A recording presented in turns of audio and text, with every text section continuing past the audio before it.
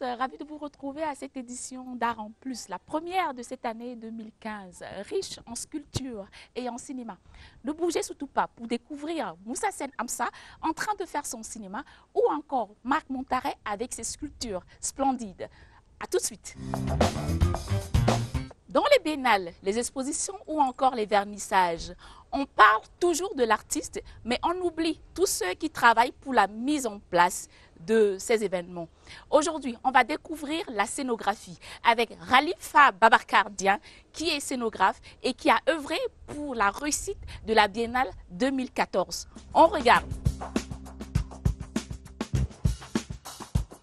Une exposition, c'est un projet en fait qui fait intervenir pas mal de spécialités parce que d'abord dans un premier temps il y a la sélection des œuvres et qui dit sélection des œuvres dit sélection des artistes fait par un comité et ce comité en fait a pour membres des commissaires d'exposition, c'est-à-dire ceux qui sont chargés de définir la dimension intellectuelle d'une exposition. Et donc ce sont ces commissaires qui sont amenés à faire une sélection. Et une fois que cette sélection est faite, entre en jeu celui qu'on appelle le scénographe ou un tout petit peu celui qui a en tout cas pour rôle de mettre en espace ces œuvres qui ont été sélectionnées. Et dans le cadre de la dernière biennale, ce rôle c'est moi-même qui l'ai joué. Donc, au Sénégal, il n'existe pas du tout de formation pour scénographe. C'est peut-être, j'aime pas ce mot, mais souvent on se forme dans le tas. Bien que moi, je peux dire que j'ai eu la chance, quelque part, de pouvoir bénéficier d'une formation grâce à la coopération belge et que je salue par la même occasion. Parce qu'en fait, j'ai été désigné à l'issue d'un stage déjà fait à Dakar en 1995. Pour aller faire une formation complémentaire à l'École supérieure des arts visuels de Bruxelles et aux ateliers de construction de décors de l'Opéra Royal de Liège. Et fort de cette expérience, cette formation m'a beaucoup aidé parce que mon ambition était de travailler dans la scénographie. Donc tout ce qui se passe derrière la scène. Après cette formation, j'ai suivi mon chemin en tant qu'artiste, en tant que designer, et en tant que technicien d'aménagement d'espace. Et ce qui m'a amené à partir de 2003 de travailler au musée Boribana en tant qu'assistant du conservateur d'abord pour en devenir par la suite le conservateur. Ces années que j'ai passées au musée Boribana m'ont permis en fait non seulement de me perfectionner mais d'exprimer en fait ce désir d'être scénographe. Par le biais du nombre d'expositions que j'ai eu à planifier, à manager et à monter dans ce musée. L'art a évolué, en tout cas les arts visuels. La présentation d'une expo n'est plus une affaire d'accrochage. Le premier scénographe, c'est d'abord l'artiste lui-même. Parce qu'il est dans le contexte d'une expo en miniature dans son propre atelier. C'est-à-dire qu'il conçoit des œuvres, il les réalise. Et il a besoin d'un certain recul pour voir ces œuvres-là. L'artiste peut même aller jusqu'à concevoir comment son œuvre doit être présentée dans une exposition générale. Et maintenant, le scénographe a pour rôle de prendre en charge en fait ces différentes particularités et de les permettre d'être ensemble.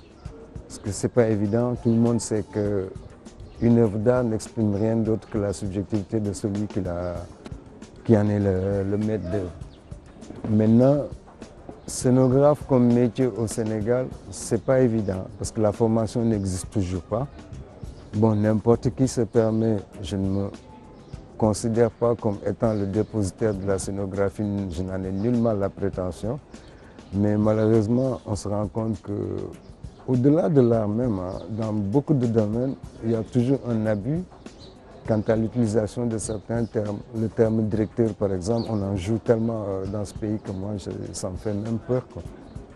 Bon, pour en revenir au contexte, c'est que cette formation elle n'existe pas en fait, en tout cas jusqu'à présent au Sénégal, et qu'il y a des écoles de scénographie ailleurs qu'au Sénégal. Les œuvres d'art aujourd'hui ont une certaine théâtralité.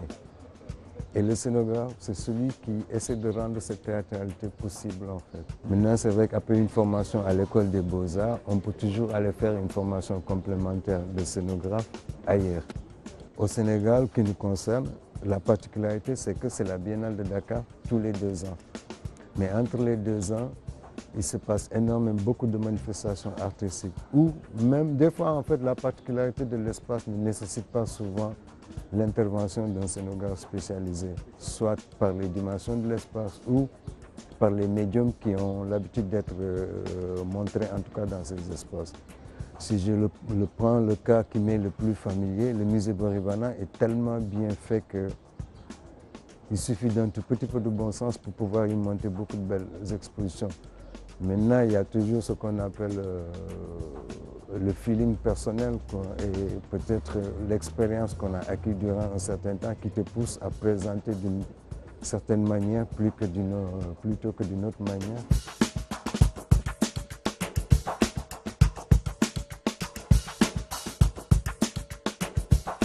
Il n'y a rien de plus beau d'offrir quelque chose à son pays, surtout quelque chose d'utile. Et le Sénégal a besoin d'un musée, quel qu'il soit. Et moi, je dis toujours que ce geste-là, il est noble, il est grand et j'ai un profond respect pour ce geste-là. Maintenant, comme je dis, quand je trouve quelque chose de beau, que quelque chose est beau, je ne me fatigue pas à réfléchir sur le pourquoi du geste. Moi, c'est la portée du geste en fait qui m'intéresse le plus, quoi. Il fallait un jour que ça se passe, tant mieux que ce soit le musée Boribana, quoi. Et encore une fois, je lève mon chapeau à M. Boubacar Koné, quoi. Nous, on est diplômés de l'école des beaux-arts. Bizarrement, ça fait 20 ans maintenant. Dans 10 ans, il n'y aura que de vieux scénographes sénégalais, quoi. Il n'y a personne derrière nous pour relever ce défi-là, quoi. On peut compter le nombre de scénographes réellement sur les doigts d'une main. Et ça, c'est dommage, quoi, pour un pays qui accueille la plus grande manifestation en art visuel sur le continent africain. Et ça, c'est un manque à combler, quoi. Diriger la formation, inciter les jeunes à s'intéresser à ça et à aller vers autre chose. Parce qu'on dit scénographe, ok. Mais un scénographe, il a une palette extrêmement vaste qu'il ne se limite pas aux expositions d'art visuel. Un scénographe aujourd'hui doit être capable d'aller travailler avec la faculté de médecine en vue de préparer une exposition en fait dont le maître d'œuvre c'est la faculté de médecine de l'université de Dakar. Mais on en revient toujours aux arts visuels parce que c'est le seul domaine où on utilise réellement les compétences d'un scénographe. Je reste un artiste. D'abord, c'est quoi en fait être artiste plasticien? C'est avoir une profession libérale, c'est-à-dire ne pas s'attendre que les autres viennent me demander voilà, Khalifa, je veux que tu me fasses ceci ou je me fasse cela. Non.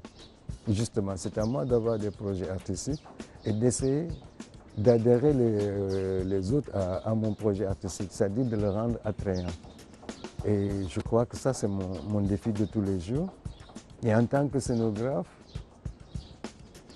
je peux moi-même être à l'origine de certains événements et en être le scénographe, comme dans le cadre de la Biennale, je peux être toujours à la disposition d'événements qui sont susceptibles de se passer. Pour la dernière Biennale, j'en étais le scénographe. Ce n'est pas acquis, ce n'est pas dit que la prochaine Biennale, ce sera moi le scénographe. Donc c'est un défi, c'est un combat de tous les jours. Se documenter, voir ce qui se fait ailleurs, innover et surtout être à l'écoute des artistes, quoi. Moi je dis toujours que sans les artistes que j'expose, je ne serai jamais un bon scénographe. Encore que ce n'est pas à moi de dire que je suis un bon scénographe. Parce qu'il est de ces œuvres, si vous n'avez pas l'aide de l'artiste, vous ne pourrez jamais présenter cette œuvre. Autant dans sa complexité, mais dans son message aussi.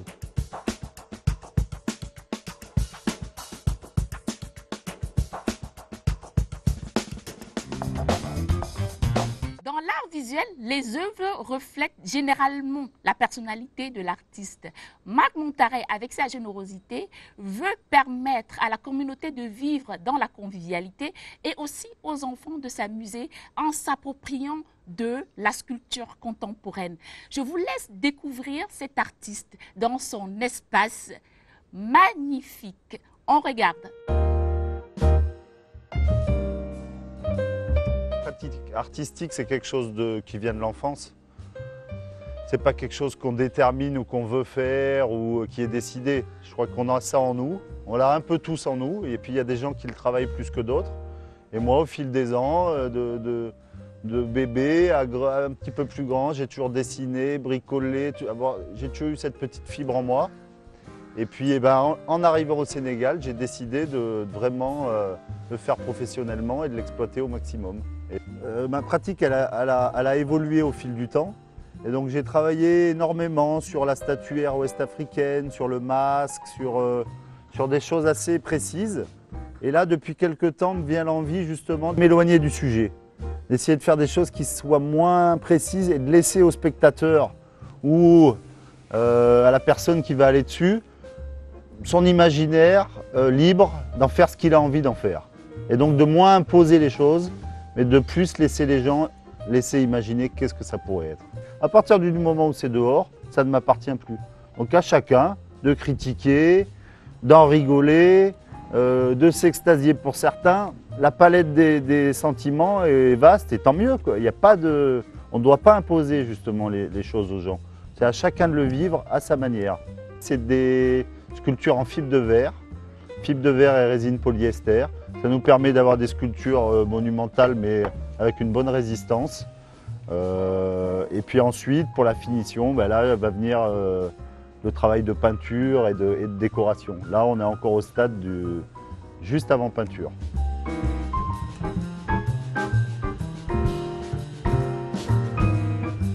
J'essaye, moi, de ne pas me fixer de style, justement. Alors ça peut paraître étonnant parce qu'on voit le style au jour d'aujourd'hui, on voit une œuvre et on dit « Ah, c'est un tel, ah, c'est un tel ». Et on pourrait définir un artiste par son style.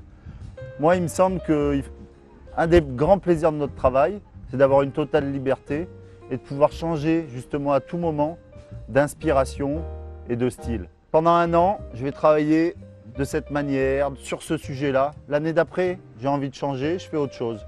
Donc ça peut bouleverser aussi un petit peu le regard des spectateurs ou des gens qui suivent un peu mon travail. Mais moi, c'est ma liberté. Donc voilà, j'ai pas de critères ou de choses définies. Je fais tout à l'instinct.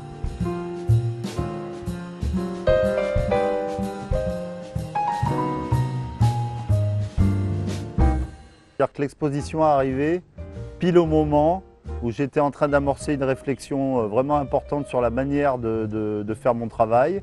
Et donc, justement, d'essayer d'une certaine manière de sortir de ces galeries, de ces institutions, même si elles sont importantes et j'espère que je travaillerai aussi avec elles, mais j'ai envie de plus en plus d'aller vers les gens, d'aller tout simplement vers les gens, d'être avec les jeunes, avec les enfants, avec les passants, avec les badauds, avec les conducteurs de cars, peu importe, mais que l'art devienne vraiment quelque chose de banal, entre guillemets, de quotidien. Il me semble qu'au Sénégal, on a vraiment un manque d'éducation au niveau artistique qui est pour moi, parce que c'est ma profession, je trouve ça assez triste. Et donc, si je peux apporter ma petite pierre, moi, ça sera déjà formidable. Le fait d'apporter ça dans la rue, pour moi, c'est vraiment, vraiment important. Il me semble intéressant d'amener concrètement la sculpture contemporaine et l'art d'aujourd'hui au cœur de la ville et sans intermédiaire. Donc il n'y a pas besoin de galerie, il n'y a pas besoin de musée, il n'y a pas besoin d'institutions. On va directement dans les quartiers, on va directement dans la ville, au cœur des populations pour proposer une œuvre artistique afin que tout le monde puisse vivre quotidiennement avec, jouer, s'asseoir, passer un bon moment, vivre pleinement l'art au quotidien. J'ai une approche de la culture qui est vraiment quotidienne, comme je disais. Et pour moi essentielle, c'est-à-dire que pour moi on ne peut pas passer à côté de la culture, où que ce soit.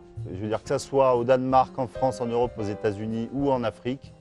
Pour moi, la culture, c'est essentiel. Donc, je veux dire, si on veut faire venir des touristes au Sénégal, il faut que ça soit beau, il faut qu'on soit dans les rues, qu'elles soient belles, qu'elles soient propres, qu'il y ait des écoles d'architecture, des bâtiments intéressants, des musées, de l'art, des espaces verts.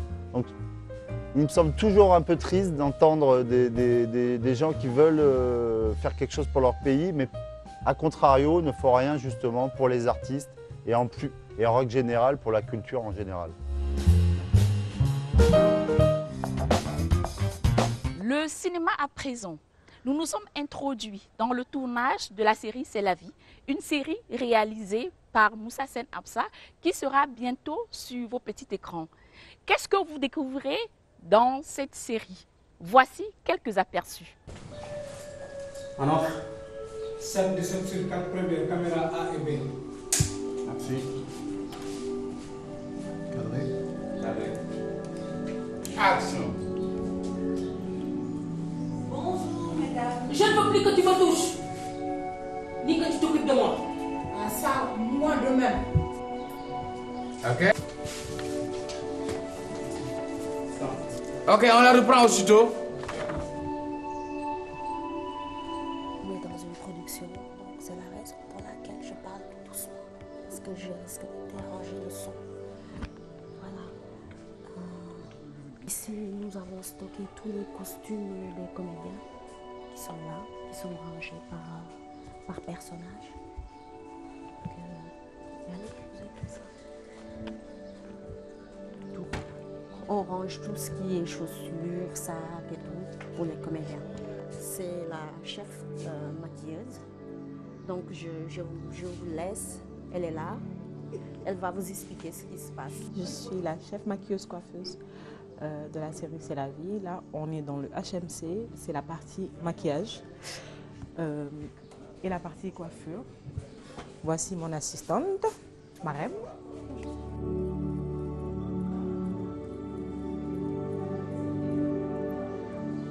Je suis le directeur de production de la série télévisée francophone C'est la vie, qui a été, disons, coproduite par une ONG qui s'appelle RAES, le Réseau africain pour l'éducation et la santé, avec une structure de production qui s'appelle Keo Production. Nous sommes, disons, une équipe, si je compte l'équipe technique, d'au moins 60 personnes qui travaillent sur ce projet. Sans compter les comédiens, on a au moins une centaine d'acteurs qui ont eu à jouer dans ce projet.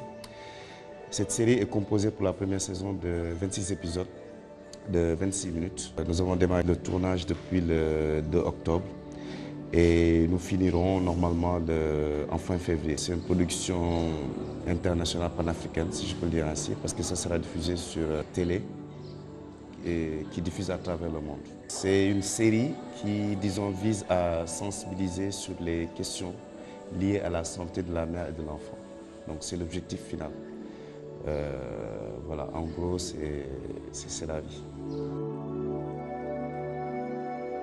Mais je trouve qu'on s'en sort au niveau production, au moins, parce qu'il y a eu quand même de très beaux films qui ont été faits. Je pense à la dernière session du FESPACO, où le Sénégal, malgré le fait qu'il n'y avait pas de support financier de l'État, mais on a eu tous les prix. On a eu Alain, on a eu Moussa Touré, on a eu Willy, et beaucoup d'autres, Khadi Pouy. Enfin, on a eu une belle mention au FESPACO en 2013. Donc, le cinéma en termes de qualité, qualitativement et quantitativement, marche très bien. Le problème est ailleurs. Le problème, c'est que c'est des films qu'on ne voit pas, parce qu'on n'a plus de salle de cinéma. Ça, c'est le plus gros problème du cinéma. Il y a une vraie production de qualité, et je pense que ça, c'est à mettre sur le dos de l'envie de faire de plusieurs cinéastes, ma génération comme la nouvelle génération, qui essaye de maintenir un peu ce flambeau allumé par les Semben, les Djibril, les Momar Thiam et tant d'autres. C'est des films qui ont des qualités internationales. Hein. Tay, je peux le montrer dans n'importe quel festival au monde, la preuve d'ailleurs. C'est un film qui marche partout dans le monde. Je prends le film de Moussa Touré, La Pirogue, ça marche un peu partout. L'industrie est à créer. L'industrie est à créer parce que maintenant, avec les nouveaux médias, parce que maintenant, on fait des films partout. Les écrans sont partout. Il y a l'écran de l'ordinateur, il y a l'écran du portable, il y a tellement de supports visuels pour faire des images que de toute façon, on sera obligé de produire. Parce que si nous ne produisons pas, ce qui va se passer, c'est qu'on va avoir les images des autres. Et qui a les images des autres devient dominé par l'autre. Et moi, je pense qu'aujourd'hui, le Nigeria a une chance extraordinaire. C'est que d'abord, c'est un énorme pays avec une population qui dépasse plus de 100 millions. Évidemment, si vous faites un film en Yoruba et que vous vendez le film à $1, si 10 millions de Yoruba achètent le film, tu as déjà 10 millions de dollars. Nous n'avons pas cette capacité de diffusion au niveau de nos masses. Parce que si je tourne en Wolof, bon, c'est vrai que beaucoup de Sénégalais parlent Wolof.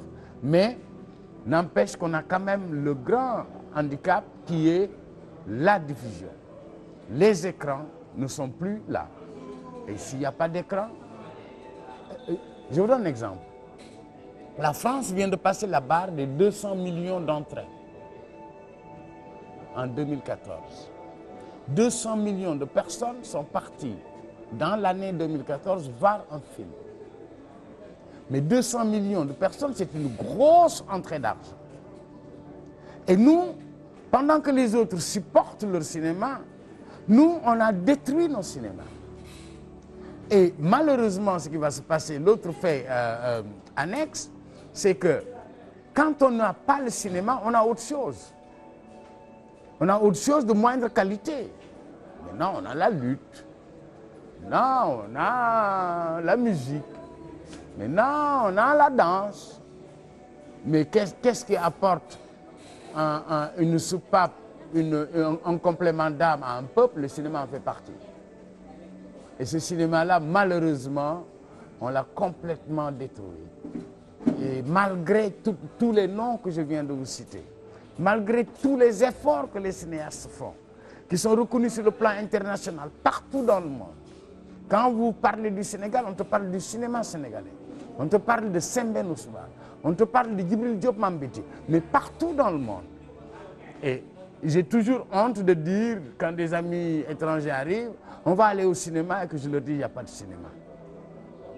Ça, c'est la honte de ma vie. Mais qu'est-ce qui se passe? Je suis là pour votre bien. Hé, tu as bien entendu ce qu'elle vient de te dire.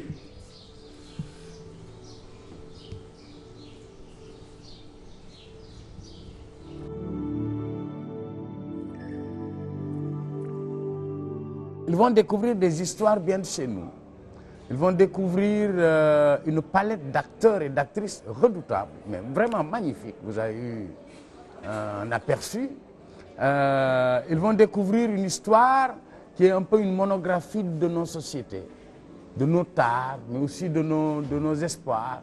Une monographie de tout ce que l'Afrique, en tout cas francophone, comporte comme richesse. Richesse narrative, richesse esthétique. Et ça, heureusement que cette série existe, parce que cette série permet non seulement d'occuper l'espace télévisuel en termes de qualité, parce que vous avez vu les moyens de production qui sont mis à la disposition de mon équipe. Et je dis, et j'ai la chance de travailler avec un autre jeune, Fabakary Koli, qui tourne en alternance avec moi. Donc c'est aussi comme une forme d'école où des jeunes vont mettre la main à la pâte, vont venir peut-être à la saison 5 ou 10. Je ne serai plus là, d'autres jeunes viendront prendre ma place, et ainsi de suite. Je pense qu'il faudrait que des séries comme ça, on en ait par exemple 5 ou 6 par an. Pas simplement une série pour faire de l'argent, mais une série pour dire des choses, parler de la condition des femmes. C'est ça qui m'a le plus poussé dans cette série, c'est que c'est une série dédiée aux femmes, où on pose les problèmes des femmes, où on pose l'avenir de ce continent, mais sous le prisme des femmes. Et ça, pour moi, c'est un régal. Moi, j'ai accepté dès le départ d'être un peu le cinéaste populaire. Moi, j'aime les choses populaires. Je ne suis pas dans l'intellectuel du cinéma. Moi, je raconte des histoires de tout le monde, de monsieur tout le monde, de madame tout le monde. Et pour moi, la télévision, c'est la meilleure fenêtre sur notre société. Dans n'importe quel village où vous allez vous trouvez dans la cour une famille, on met la télévision au milieu de la cour et tout le monde s'agglutine autour de la télé. Il n'y a pas une occasion meilleure pour parler à son peuple aujourd'hui en Afrique que la télévision. La télévision est l'outil, parce que dans la télévision, il y a deux choses. Il y a télé et il y a vision. Moi, j'insiste beaucoup sur le deuxième mot, vision. C'est la vision d'une société, c'est la vision, c'est une projection d'un monde, de notre monde, sur une petite famille, une petite cellule familiale. Le père, la mère, les enfants, les petits-enfants qui se retrouvent dans le salon ou dans la cour, avec un groupe électrogène qui marche, ou dans les villages où tu vas, ils ont une batterie de voitures pour faire marcher leur télévision. Parce que les peuples ont besoin d'histoire. Ce sont les histoires qui font grandir les peuples. Les peuples qui ne racontent pas leurs histoires sont des peuples morts. Et je pense que l'outil de la télévision nous permet justement d'être vivants, de garder notre culture dynamique et de faire que justement on ait une ouverture sur le monde, mais en même temps qu'on donne aux jeunes une belle ouverture sur nous-mêmes. J'ai de très bons acteurs, j'ai d'excellents techniciens qui n'ont rien à envier aux telenovelas. Croyez-moi, les moyens techniques qu'on utilise ici, il y a même beaucoup de telenovelas qu'on voit ici qui n'ont pas les supports techniques que j'ai ici. Donc je ne vois pas pourquoi il ferait mieux que moi. Le monde bouge. Le monde bouge. Je ne peux pas dire que je vais tourner toujours en 35 mm ou en Super 16 ou en 16 mm. Maintenant, de grands réalisateurs tournent en numérique. Je pense que le numérique est devenu un outil démocratique. Ça a démocratisé la production. Ça a permis à une plus grande population, beaucoup plus de jeunes réalisateurs, de tourner et de raconter leurs histoires. C'est ça qui est important. Et c'est ça que j'adore dans le numérique. Tu as une Canon 60D ou 5D, tu sors, tu racontes ton histoire. Hein? Et tu peux avoir une petite... avec ton ordinateur, tu montes ton film.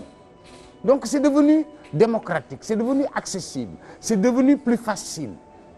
Je me rappelle, moi, à mes débuts de cinéma, pour faire un film, il fallait être une dizaine. Mon dernier film Yolé que j'ai tourné, je l'ai tourné tout seul. J'ai fait l'image et le son. Tout seul.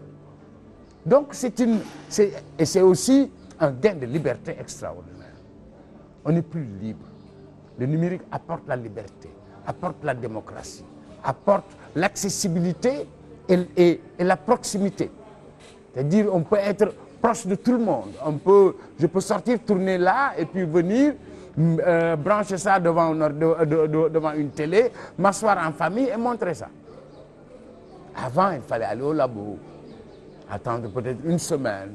Tu es ici, hein, à Dakar, tu attends que ton film soit développé à Paris, ou à Bruxelles, on te renvoie les rushs. Plus simple, beaucoup plus simple. Ce qu'il nous faut, c'est de belles histoires. Ça il nous le faut. J'ai hâte de voir des jeunes me raconter, m'émouvoir, me faire pleurer, me faire rire. J'attends aussi que les femmes me parlent de leur vie. Parce que moi, tous mes films parlent que des femmes. Mais j'aimerais que les femmes viennent devant, prennent la caméra, me racontent des choses qu'un homme ne peut pas raconter. Parce qu'il y a des choses qu'un homme ne peut pas raconter. Il y a des choses qu'on ne peut raconter que quand on l'a vécu. Et la sensibilité féminine, moi, j'y crois beaucoup. Parce que la femme, elle donne vie. Donc, elle est beaucoup plus proche de la vie. Donc, elle peut plus raconter des histoires de vie. Et le cinéma, c'est la vie. 7 sur 5 premières caméras arrivées. Action. Bonjour, mesdames. C'est l'heure de la visite. Je ne veux plus que tu me touches, ni que tu t'occupes de moi. Ah ça, moi de même. Mais qu'est-ce que ça signifie? Je suis là pour votre bien. Hé, tu as bien entendu ce qu'elle vient de te dire. C'est tout pour cette édition d'Art en Plus. Merci de l'avoir suivi. Merci à la direction de la cinématographie et à tous les artistes qui ont contribué à la réalisation de cette émission. Art en plus revient le mois prochain. En attendant, je vous laisse découvrir ces quelques images de l'exposition de Eiffage sur l'autoroute à péage. Je vous dis au revoir et à bientôt.